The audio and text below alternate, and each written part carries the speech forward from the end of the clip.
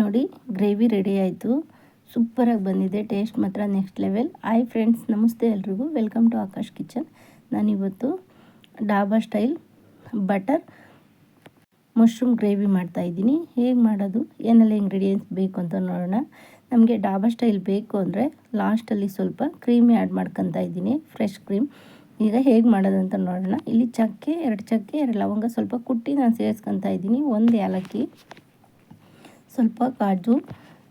ಇದನ್ನು ಸೇರಿಸ್ಕೊಳ್ಳೋದ್ರಿಂದ ಟೇಸ್ಟು ಚೆನ್ನಾಗಿರುತ್ತೆ. ಇಲ್ಲ ಅಂದರೆ ನೀವು ತೆಂಗಿನಕಾಯಿ ಕೂಡ ಆ್ಯಡ್ ಮಾಡ್ಕೊಳ್ಳಿ. ಈಗ 2 ಟೊಮೊಟೊ ಸೇರಿಸ್ಕೊಂಡಿದ್ದೀನಿ,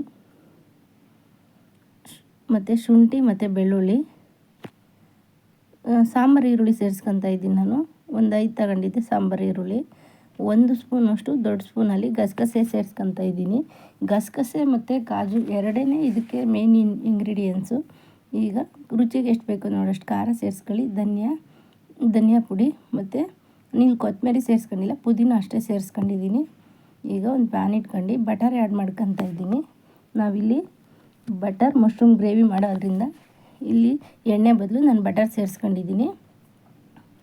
ಈಗ ನೋಡಿ, ಈ ರೀತಿ ನುಣ್ಣಗೆ ನಾನು ಪೇಸ್ಟ್ ಮಾಡ್ಕೊಂಬಂದಿದ್ದೀನಿ. ಈಗ ಇದು ಕರಗ್ತಾ ಬಂದಿದೆ. ಇದು ಸಾಂಬಾರು ಈರುಳ್ಳಿ ಬರುತ್ತಲ್ಲ, ಸಣ್ಣ ಈರುಳ್ಳಿ, ಅದನ್ನು ಸಣ್ಣದಾಗಿ ಕಟ್ ಮಾಡ್ಕೊಳ್ಬೇಡಿ. ಈ ಥರ ದಪ್ಪ ಸ್ವಲ್ಪ ಕಟ್ ಮಾಡ್ಕೊಳ್ಳಿ. ಅದನ್ನು ಮಶ್ರೂಮ್ ಜೊತೆ ತಿನ್ನಬೇಕಾದ್ರೂ ಚೆನ್ನಾಗಿರುತ್ತೆ. ಆಮೇಲೆ ಇನ್ನೊಂದು, ಮಶ್ರೂಮ್ ತುಂಬ ಸಣ್ಣ ಕಟ್ ಮಾಡ್ಕೊಳಕ್ಕೆ ಹೋಗ್ಬೇಡಿ, ಸ್ವಲ್ಪ ದಪ್ಪನೇ ಕಟ್ ಮಾಡ್ಕೊಳ್ಳಿ ಮಶ್ರೂಮ್ನ. ಈಗ ನಾನು ರುಬ್ಕೊಂಬಂದಿದ್ನಲ್ಲ ಮಿಶ್ರಣ, ಅದನ್ನು ಸೇರಿಸ್ಕೊತಾ ಇದ್ದೀನಿ. ಇದಕ್ಕೆ ಸೇರಿಸ್ಕೊಂಡು ಸ್ವಲ್ಪ ಹಸಿ ಸ್ಮೆಲ್ ಹೋಗೋವರೆಗೂ ಚೆನ್ನಾಗಿ ಫ್ರೈ ಮಾಡ್ಕೊಳ್ಳಿ. ಟೈಮ್ ಇಲ್ಲ ಅಂದರೆ ಈ ರೀತಿ ಮಾಡ್ಕೊಳ್ಳಿ. ಟೈಮ್ ಇತ್ತು ಅಂದರೆ ನೀವೆಲ್ಲ ಮಸಾಲೆನೂ ಒಂದ್ಸಲ ಎಣ್ಣೆ ಒಳಗೆ ಫ್ರೈ ಮಾಡ್ಕೊಂಡು ಸೇರಿಸ್ಕೊಂಡಿದ್ರೆ ಇನ್ನೂ ಟೇಸ್ಟು ತುಂಬ ಚೆನ್ನಾಗಿ ಬರುತ್ತೆ. ಈಗ ಉಳಿದಿರೋ ಮಸಾಲೆ ಜಾರಿಗೆ ನೀರು ಹಾಕ್ಕೊಂಡು ಅದನ್ನು ಸೇರಿಸ್ಕೊತಾ ಇದ್ದೀನಿ.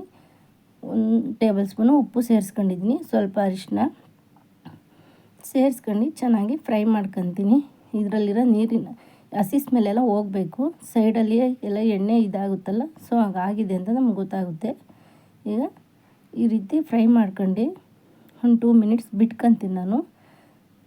ಹಸಿ ಸ್ಮೆಲ್ ಹೋಗೋವರೆಗೂ ಚೆನ್ನಾಗಿ ಫ್ರೈ ಮಾಡ್ಕೊಳ್ಳಿ. ನೋಡಿ, ಇದೆಲ್ಲ ಈಗ ಇದಾಗಿದೆ. ಈಗ ನಾನು ಮಶ್ರೂಮ್ ಸೇರಿಸ್ಕೊತಾ ಇದ್ದೀನಿ. ಹಸಿ ಸ್ಮೆಲ್ಲೆಲ್ಲ ಹೋಗಿದೆ. ಟೇಸ್ಟ್ ಮಾತ್ರ ಸೂಪರಾಗಿದೆ. ನೀವು ಒಂದ್ಸಲ ಟ್ರೈ ಮಾಡಿ, ಖಂಡಿತ ಈ ರೆಸಿಪಿ ನಿಮ್ಗೆ ಇಷ್ಟ ಆಗುತ್ತೆ. ಇನ್ನು ನಾಟಿ ಅಣಬೆ ಇರುತ್ತಲ್ಲ, ಮಶ್ರೂಮ್ ಬರುತ್ತಲ್ಲ, ಅದ್ರಲ್ಲಿ ಮಾಡಿದ್ರು ಇನ್ನೂ ಟೇಸ್ಟ್ ಸಕ್ಕತ್ತಾಗಿರುತ್ತೆ. ಅದೆಲ್ಲೂ ಸಿಗಲ್ಲ ಅನ್ನೋ ಕಾರಣಕ್ಕೆ ಈ ಥರ ಪ್ಯಾಕೆಟ್ ಮಶ್ರೂಮ್ ತಗೊಂಬಂದು ನಾವು ಇದು ಮಾಡ್ಕೊಳ್ಳೋದು. ನೋಡಿ, ಇವಾಗೆಲ್ಲ ಮಶ್ರೂಮ್ನ ಸೇರಿಸ್ಕೊಂಡಿದ್ದೀವಿ. ಏನು ಈಗ ಒಂದು ಸಲ ತಿರುಗ್ಕೊಂಡು ಜಾಸ್ತಿ ನೀರು ಆ್ಯಡ್ ಮಾಡ್ಕೊಳಕ್ಕೆ ಹೋಗ್ಬೇಡಿ. ನಮಗೆ ಚಪಾತಿಗೆ, ಪರೋಟ ಮತ್ತು ನಾನ್ಗೆ, ನಿಮಗೆ ಮುದ್ದೆ ಬೇಕು ಒಂದು ಮುದ್ದೆಗೂ ತಿನ್ಬೋದು, ರೈಸ್ಗೂ ತಿನ್ಬೋದು. ನಾನಿಲ್ಲಿ ಚಪಾತಿಗೆ ಅಂತ ಮಾಡ್ಕೊತಾ ಇರೋದು. ನೀವು ಒಂದು ಸಲ ಟ್ರೈ ಮಾಡಿ.